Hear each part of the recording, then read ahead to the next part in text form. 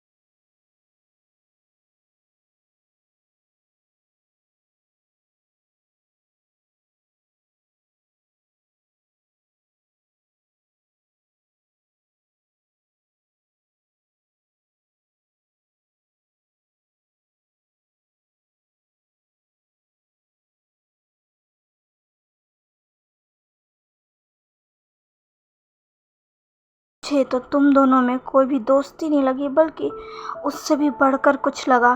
कहीं तुम दोनों मेरे पीठ पीछे अफेयर तो नहीं कर रहे ना? हाँ। ईबो अब गुस्सा हो जाता है, कहता है जानगा आप ऐसे कैसे कह सकते हैं? मैं आपकी तरह नहीं हूँ, समझे आप? ये कहने के बाद ईबो जान से अपनी नज़रों को हटा लेता है।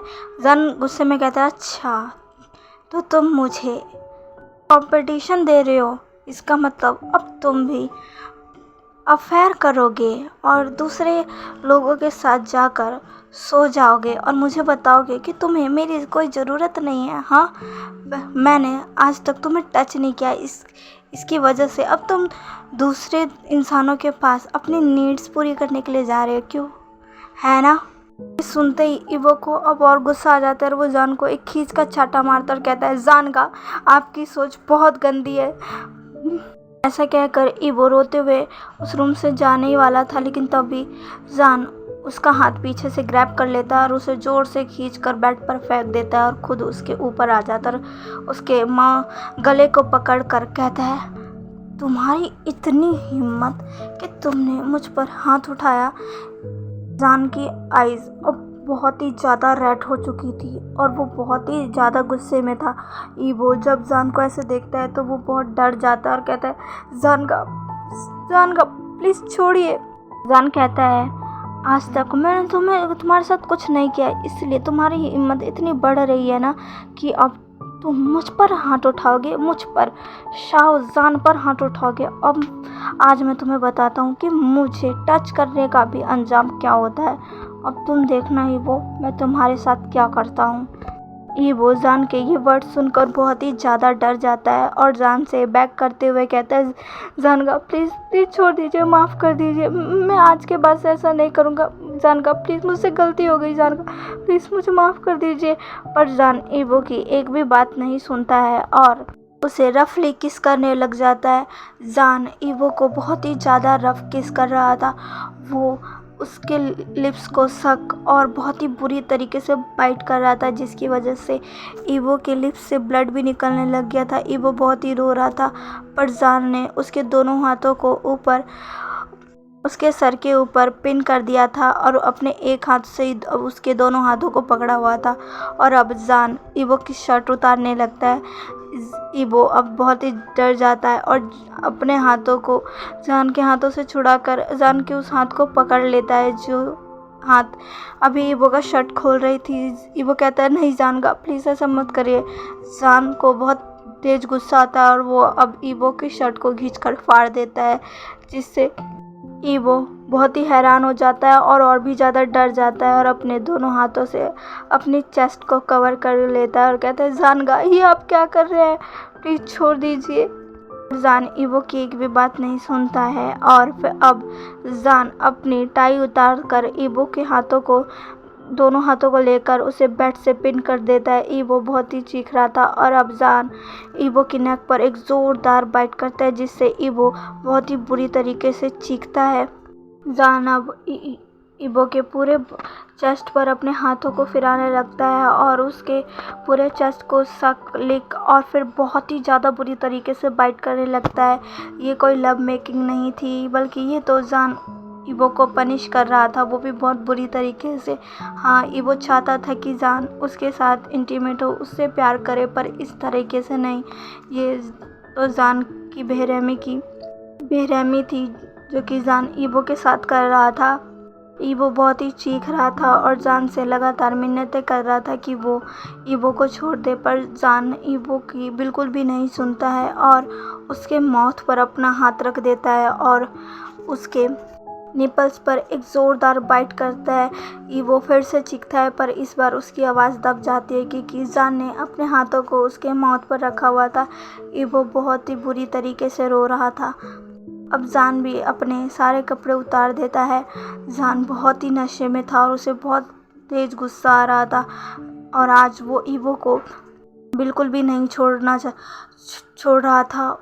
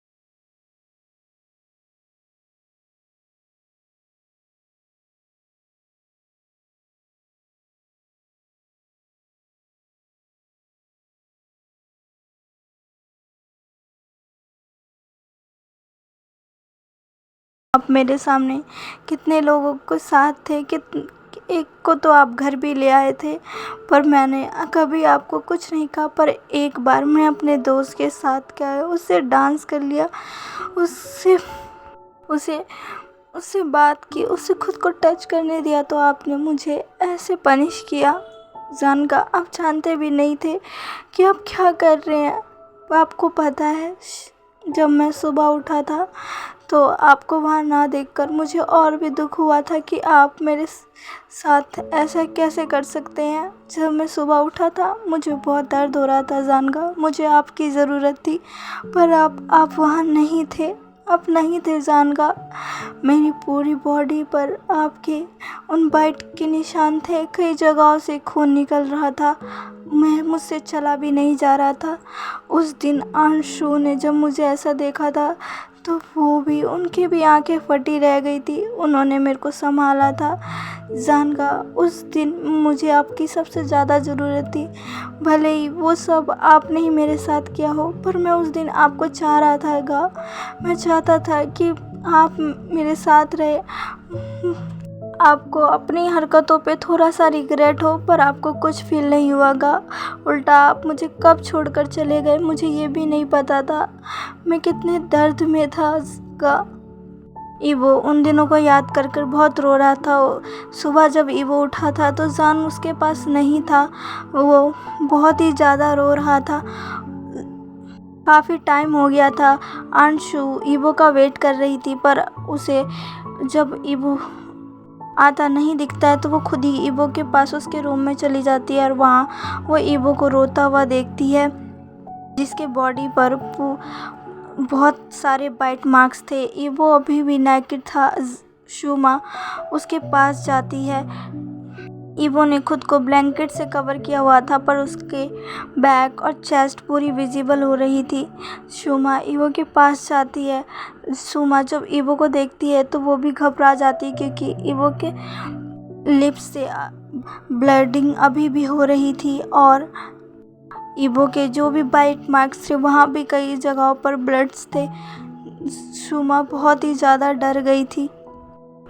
शुमा ईवो के पास जाती है और कहते हैं ईवो ये सब क्या हो गया। ईवो शुमा की तरफ देखता है, उसकी आंखों में आंसू थे। ईवो कुछ नहीं कहता और शुमा को हक कर कर बहुत ही बुरी तरीके से रोने लगता है। शुमा समझ जाती है कि ये सब जान ने किया है। शुमा भी ईवो को टाइटली हक कर लेती है और उनके आंखों में भी आंसू आ जाते हैं। शुमा जैसे तैसे ईवो को बाथ लेने में मदद करती है, उसके बॉडी को क्लीन करती है और फिर डॉक्टर को बुलाती है। जब डॉक्टर आते हैं तो ईवो को चेक करते हैं, उसे मेडिसिन देते हैं, उसके ज़ख्मों के लिए मलहम भी देते हैं। शुमा को विश्वास नहीं हो रहा था कि जान अपने ही हस्बैंड के साथ ऐसा कर सकता है, और ईवो अभी भी शॉक में था कि उसका प्यार उसके साथ ऐसा कैसे कर सकता है। वो बेड पर लेटकर ही रो रहा था और शुमा ने आकर ईवो को संभाला था, उसे ज़बरदस्ती खाना भी खिलाया था, क्योंकि ईवो कुछ भी नहीं खा रहा था। उस दिन 3 दिन तक जान घर नहीं आया था। ये सब याद करते हुए ईवो बहुत ही बुरी तरीके से आज भी रोने लग गया था। वो बहुत रो रहा था। वो कह रहा था मेरी क्या गलती थी जो मेरे साथ इतना सब हुआ। पर अब ईवो अपने आंसू को पोंछता है और कहता है बस अब और नहीं, अब मैं और नहीं सहूँगा। अब आप देखना, मैं आपको दिखाऊंगा कि मैं क्या कर सकता हूँ। और ऐसा कहकर ईवो अपने आंसुओं को पोंछ लेता है। तो चलिए गाइस, आज के लिए बस इतना ही। आज का पार्ट आपको कैसा लगा प्लीज़ मुझे कमेंट करके ज़रूर बताइएगा, और प्लीज़ मेरे चैनल को लाइक, सब्सक्राइब एंड शेयर कर दीजिएगा। मिलते हैं इसके नेक्स्ट पार्ट में। बाय।